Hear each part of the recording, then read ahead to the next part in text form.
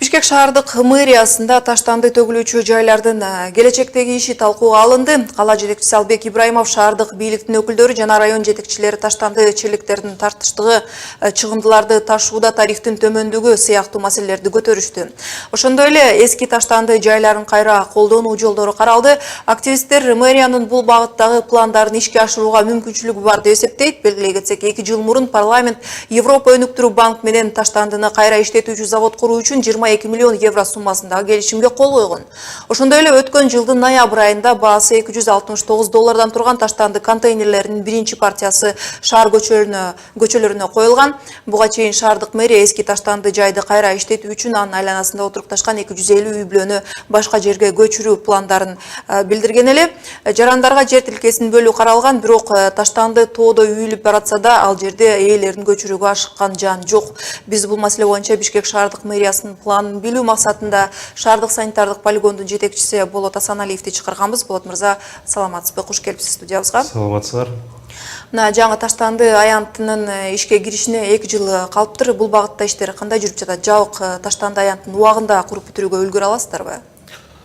Бул проект болсо иш жүзүндө жүрүп атат. Азыркы убакта тендердин негизинде генеральный подрядчигибиз бар. Алар менен ушул жылдын март айында договор контракты түзүп, буюрса 2 жылдын ичинде бул проектибиз ишке ашат деген багыттабыз. Жакында эле биздин чыгармачылык топ таштанды топтолгон жерге барып келди. Чындыгында ал жакшы эмес экендигин көрдүк. Муналар чыгындыларды төгүп эле кайра кетип жатышат. Сиздер пландаган жаңы таштанды жай кандай болот? Убада берилгендей эле абаны, сууну кирдетпейби? Ага кепилдик барбы негизи? Сиз туура белгилеп кеттиңиз. Бул биздин свалкабыз, мусоркабыз 40-ка жакын жылдан бери пайда болгон. Бул көйгөйдү жанакы экология, жанакы сиз айтып кеткен жергиликтүү жашап аткан адамдарга тоже чоң зыян келтирип атат деген эле сөз менен айтып атасыңар. Бирок биз жетекчи катардан өзүнчө иш жүзүн өткөрүп атабыз. Мамлекеттик органдардан мониторинг жүрүп атат. Ошол эле жер, суу, абадан соответствующий анализдерди өткөзүп, предписание болобу, рекомендациялоо, ошолор баарын тең аткарып атабыз. Буюрса бул проектти ишке ашкандан кийин бул көп технологический требования, экологический требованияга ылайык болгон жакшы бир чоң мекеме болот. Мына биз башында белгилеп өткөндөй, жаңы полигон курула турган болсо, учурда ошол таштандылардын жанында жашап жаткан элдердин башка жерге көчүрүү тууралуу сөз болгон эле. Бул пландар кандай ишке ашып жатат? Ал жерде жашагандардын кайсы жерден түнөк табары белгилүүбү? Же кайсы жерге көчүргөн жатасыздар?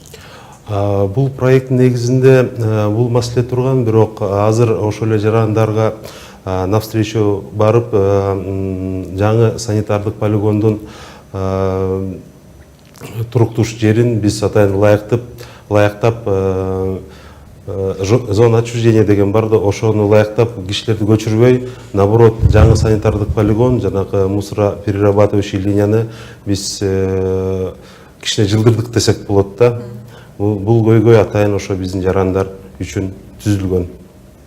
Деги эле мындан тышкары бир канча жылдардан бери эле жаңы конуштардагы таштанды маселеси да чечилбей келатат. Бул маселенин жолдорун кандай караштырып жатасыздарбы? Бул айтып атканда бул чоң проект экен. Бул биздин Азия регионундагы биринчи уникалдуу проект десек мен жаңылышпайм. Бу жерден көп нерсе каралган. Бул биринчи сиз айтып кеткендей негизи проект 2 чоң фазадан турат. Ошондо айтып кетиш керек. Биринчи фаза болсо тазалык муниципалдык ишканасына каралган.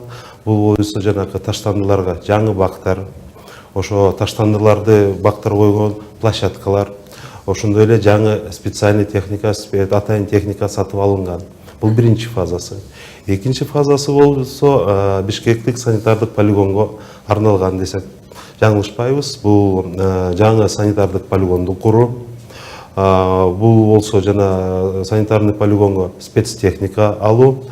Ошондой эле эски свалка, эски рекультивация деп коет процесс. Бул кайта көмүү процесси, бул тоже технологический процесс. Ушул багытта анан болсо мусоросортировочный линия куруу максаттагы чоң проект. Ушул боюнча биз чоң активдүү ишти жүргүзүп жатабыз азыркы убакытта. Мына мэриянын жыйынында чыгындыларды ташуудагы тариф баасы да көтөрүлүптүр. Бул тууралуу кененирээк айта кетесизби? Кандай чечим кабыл алынды? Азыркы убакта тариф көтөргөн максат ой жок. Действующий тариф менен бул Бишкекский городской кеңешибиздин 144-чү постанов токтому менен негизинде тариф бекитилген. Ушу менен биз иштеп атабыз. Мындай маселе тариф көтөрүлөт деген маселе азыркы убакта сөз турган жок. Түшүнүктүү. Рахмат Болот мырза, Баш калаадагы таштанды маселеси жана аны жөнгө салуудагы мэриянын планы тууралуу шаардык санитардык полигондун жетекчиси Болот Асаналиев менен баарлаштык. Ишиңизге ийгилик. Рахмат.